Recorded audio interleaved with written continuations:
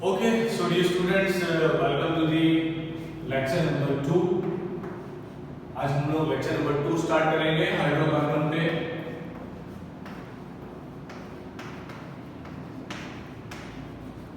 देखो पहले थोड़ी थोड़ी बेसिक चीजें जो है ना वो मैं आपसे डिस्कस करूंगा, उसके बाद मैं आज आपसे अल्केन कैसे बनाना है उसके बारे में चर्चा करने वाला हूं।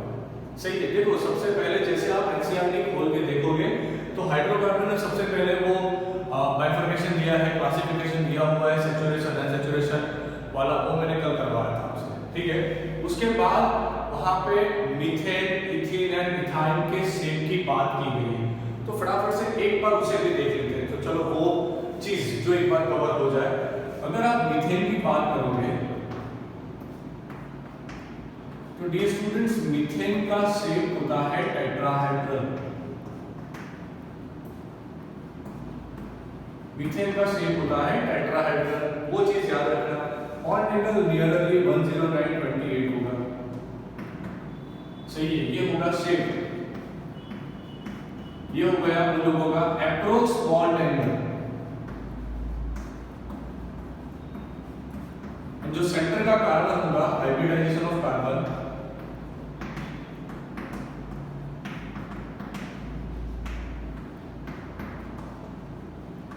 तो वो आएगा sp3।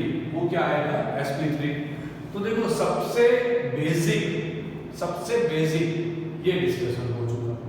ठीक है, चलो डियर स्टूडेंट्स, नाउ नेक्स्ट जब बात आती है इथीन की, जब डियर स्टूडेंट्स बात आती है इथीन की, ये हुआ मीथेन।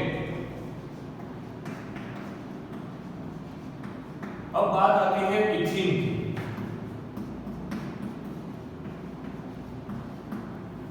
इथीन में जैसे आप जानते हो कि शेप होगा ट्राइगोनल प्लेनर, मतलब कि यहां पे एग्जैक्टली ये प्लेन बनेगा, एक ट्रायंगल ऐसा बनेगा, दूसरा एक ट्रायंगल ऐसा बनेगा, मतलब कि दो ट्रायंगल बनेंगे, दोनों एक ही प्लेन में होंगे। सही है। सो ट्राइगोनल मतलब डायगोनल प्लेनर आप ऐसा भी लिख सकते हो, मतलब ये जो शेप होगा वो प्लेनर होगा। सही है। Okay done. बॉन्ड एंगल तो यहां से HCH का बॉन्ड एंगल आएगा 120 नियर। बॉन्ड एंगल कितना आएगा 120 नियर। हाइब्रिडाइजेशन ऑफ कार्बन, यहां पे हाइब्रिडाइजेशन sp3 था, यहां पे हाइब्रिडाइजेशन आएगा sp2। हाइब्रिडाइजेशन आएगा sp2। कैसे निकालना है वो सारी टेक्निक आप लोग जीरो से में पढ़ के आए हो, तो यहाँ पे वो सारी चीजें पढ़ा के टाइम वेस्ट नहीं करना। सही है। तो ये हो गई इथेन की बात। यहाँ पे सब बॉन्ड्स आते हैं सिग्मा बॉन्ड्स, यहाँ पे ये सिग्मा आएगा, ये सिग्मा आएगा, एक सिग्मा ये आएगा, यहाँ पे सिग्मा आएगा, यहाँ पे सिग्मा, पर ये वाला जो आएगा ना that will be a pi bond. वो कौन सा बॉन्ड आएगा डियर स्टूडेंट्स, वो पाई बॉन्ड आएगा। सही है। अब बात आती है इथाइन की। ये मॉलिक्यूल हो चुका इथाइन का। नाउ जब इथाइन की बात आती है तो सबसे पहले शेप होगा उसका लीनियर। सबसे पहले बात क्या आती है लीनियर, वो उसका शेप हो चुका। जब बॉन्ड एंगल की बात आएगी तो ये होगा 180 डिग्री। बॉन्ड एंगल कितना आएगा 180 डिग्री। जब हाइब्रिडाइजेशन की बात आएगी तो वो होगा sp। इस कार्बन का हाइब्रिडाइजेशन कैसे होगा sp होगा। सही है। तो यहाँ पे डियर स्टूडेंट्स हमारे पास तीनों मॉलिक्यूल आ चुके हैं। जब सिग्मा पाई की बात करते हो तो यहाँ पे एक सिग्मा, ये एक और सिग्मा, यहाँ पे सिग्मा, ये वाला पाई, ये वाला पाई, सो कुल मिला के 2 पाई 3 सिग्मा आते हैं इथाइन में। अब क्वेश्चंस कैसे पूछे जाएंगे, क्वेश्चंस कहाँ से आएंगे। सही है। जब जेई की बात आती है, नीट की बात आती है, बोर्ड्स की बात आती है, तो क्वेश्चंस कहाँ से आएंगे। तो ध्यान रखो आपको ये सारी चीजें जो डेटा दिए गए हैं ना उसे याद रखना है। सही है। ये डेटा को याद रखना पड़ेगा। जैसे कि आपसे लोग पूछे अगर आपको मीथेन के बारे में थोड़ा डिस्कशन करना है तो आप कैसे डिस्कशन करोगे। कार्बन का ग्राउंड स्टेट इलेक्ट्रॉनिक कॉन्फ़िगरेशन निकलता है 1s2 2s2 4 हो गया 2p। ये हुआ उसका ग्राउंड स्टेट इलेक्ट्रॉनिक कॉन्फ़िगरेशन। चलो यहां लिख देते हैं ग्राउंड स्टेट इलेक्ट्रॉनिक कॉन्फ़िगरेशन। ये हुआ उसका ground state electronic configuration 1s2 2s2 2p। Now in excited state of carbon, carbon को जब एक्साइटेड किया जाता है तो उसका हाइब्रिडाइजेशन हो जाएगा 1s2 2s1 2px1 2py1 2pz1। Exactly हुआ क्या? 2p में 2 इलेक्ट्रॉन थे, मतलब कि एग्जैक्टली होगा क्या? 2px में 1 होगा, 2py में 1 होगा, 2pz में 0 होगा। जब कार्बन को एक्साइटेड किया गया ना तो इलेक्ट्रॉन ने 2s से जंप लगाया एंड 2pz में चला गया। कार्बन जो 2s में मतलब 2s में 2 इलेक्ट्रॉन थे, वहां से एक्साइटेड स्टेट में जब गया तो यहां से 1 इलेक्ट्रॉन जब लगा के 2pz में चला गया। अब ध्यान से देखो 2s 2px 2py and 2pz। फिर से एक बार अब ध्यान से देखो 2s 2px 2py 2pz, sub orbitals में एक अनपेयर इलेक्ट्रॉन है। इसका मतलब ये हुआ कि कोई भी आके इन लोगों के साथ एक इलेक्ट्रॉन शेयर करके बॉन्डिंग कर सकता था ना। पर आप ध्यान से देखना 2s का energy level 2px 2py 2pz के एनर्जी लेवल से कम होता है। फिर से एक बार डियर स्टूडेंट्स, 2s का energy level 2px 2py 2pz के एनर्जी लेवल से कम होता है। तो मान लीजिए कि मेरे पास 4 हाइड्रोजन है, चारों हाइड्रोजन आ चुके खुद का एक इलेक्ट्रॉन लेके। मेरे पास 4 हाइड्रोजन थे, मान लीजिए वो आ चुके खुद का एक इलेक्ट्रॉन लेके। तो अब ये इलेक्ट्रॉन को लोअर ऑर्बिट में बॉन्डिंग बनाना है, मतलब कि लोअर एनर्जी वाले ऑर्बिट में बॉन्डिंग बनाना है। इन लोगों को हायर एनर्जी वाले ऑर्बिट में बॉन्ड बनाना है। तो ये हाइड्रोजन को जचेगा नहीं, हाइड्रोजन थोड़ी ना टुल्लू है, तो उसे ये पसंद नहीं आएगा कि एक हाइड्रोजन जाए 2s में बॉन्ड बनाए, बाकी का जाए 2px 2py 2pz में बॉन्ड बनाए। ये तो पॉसिबल नहीं हो पाएगा। तो देखो अब होगा क्या?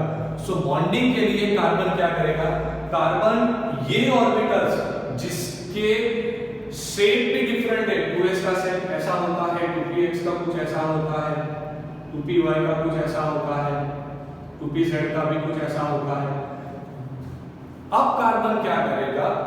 वो ऑर्बिटल्स कि जिसके शेप भी डिफरेंट है, जिसके एनर्जी लेवल्स भी डिफरेंट है, उसे कंबाइन करेगा और उन लोगों को कंबाइन करके हाइब्रिड ऑर्बिट बनाएगा।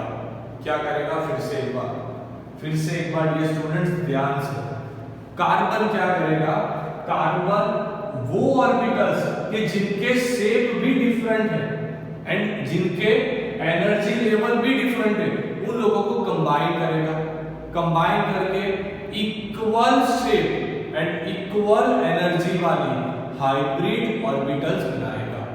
अब मान लीजिए कि एक s टाइप 3 p टाइप को कंबाइन कर दिया जाए तो आपके पास sp3 हाइब्रिडाइज 4 ऑर्बिटल्स बनेगी। sp3 हाइब्रिडाइज वाली कितनी ऑर्बिटल्स बनेगी? 4 ऑर्बिटल्स बनेगी। ये चारों के शेप इक्वल होंगे, ये चारों की एनर्जी इक्वल होगी। सही है। अब मान लीजिए कि कार्बन ने एक s का यूटिलाइज किया, 2 p का यूटिलाइज किया, तो sp2 कुल मिला के 3 हाइब्रिडाइज ऑर्बिटल बनेगी। एक बाकी बची है जो आएगी 2pz, ये बाकी बची गया दिमाग में, अच्छे से गया दिमाग में, बहुत अच्छे डियर स्टूडेंट्स। अब मान लीजिए कि कार्बन ने एक s टाइप का यूज किया, एक ही p टाइप का यूज किया, तो कुल मिला के उसने 2 sp हाइब्रिडाइज ऑर्बिटल बनाई होगी एंड अब उसके पास 2py एंड 2pz दोनों बची है। समझे कि नहीं समझे? तो यहां पे आप कैसे बोलोगे कि कार्बन ने sp3 हाइब्रिडाइज ऑर्बिटल्स बनाई, हाइड्रोजन ने जाके sp3 में जो हाइब्रिडाइज ऑर्बिटल थी उसमें जाके इलेक्ट्रॉन रखे होंगे। देखो एग्जैक्टली होता क्या है, यहाँ पे 2s 2p 2px 2py 2pz था, कंबाइन कर दिया। अब जो sp3 बना ना, ये sp3 फर्स्ट, ये sp3 सेकंड, ये sp3 थर्ड, ये sp3 फोर्थ। ये चारों sp3 ऑर्बिटल्स, चारों की एनर्जी सेम है, चारों का सेम है, मान लीजिए सब सेम है। यहाँ पर ऑलरेडी एक इलेक्ट्रॉन थे कार्बन के एक इलेक्ट्रॉन थे। अब हाइड्रोजन आया, उसने दूसरा इलेक्ट्रॉन रखा, हाइड्रोजन आया, दूसरा इलेक्ट्रॉन रखा, हाइड्रोजन आया, दूसरा इलेक्ट्रॉन रखा, हाइड्रोजन आया, दूसरा इलेक्ट्रॉन रखा। हाइड्रोजन ने बॉन्ड बनाते वक्त कौन सी ऑर्बिट से इलेक्ट्रॉन रखा? पहली ऑर्बिट से। कौन सी ऑर्बिटल से इलेक्ट्रॉन रखा? 1s ऑर्बिटल से। मतलब हाइड्रोजन ने खुद के 1s का इलेक्ट्रॉन कार्बन के sp3 हाइब्रिडाइज्ड ऑर्बिटल में जाके रखा। इसका मतलब ये हुआ कि ये जो बॉन्ड बना, इसमें हाइड्रोजन का 1s यूटिलाइज हुआ, कार्बन का sp3 यूटिलाइज हुआ।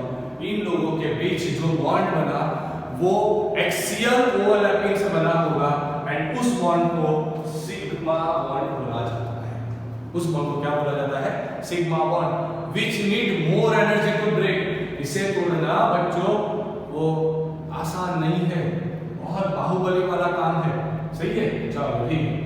तो आप इस हिसाब से इसमें भी समझ पाओगे। यहाँ पे क्वेश्चन आता है, चलिए पाई कैसे बना होगा?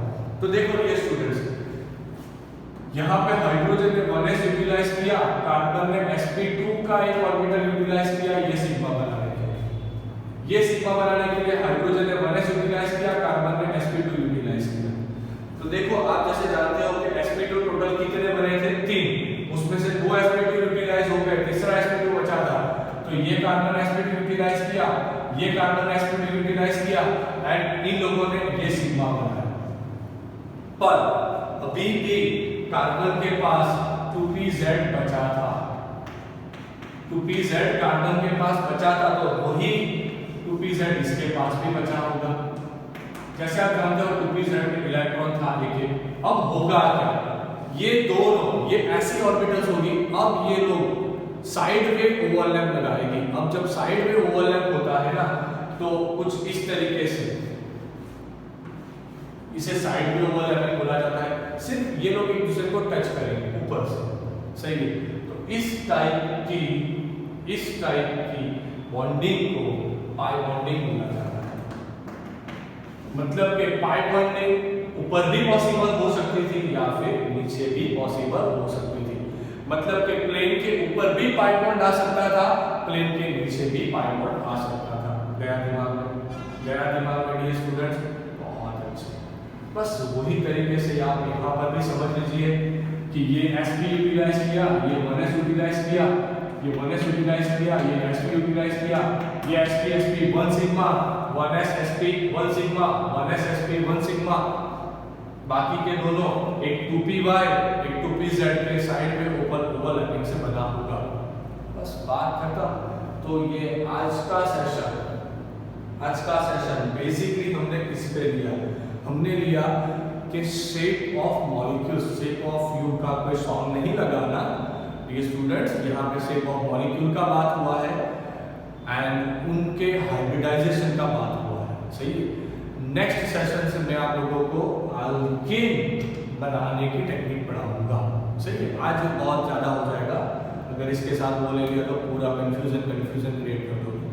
तो जाके एक बार बुक निकाल के देखो, ये पूरा टॉपिक एक बार अच्छे से रिवाइज कर दो। Don't forget to like, share and comment, वो मत भूलो, सही है।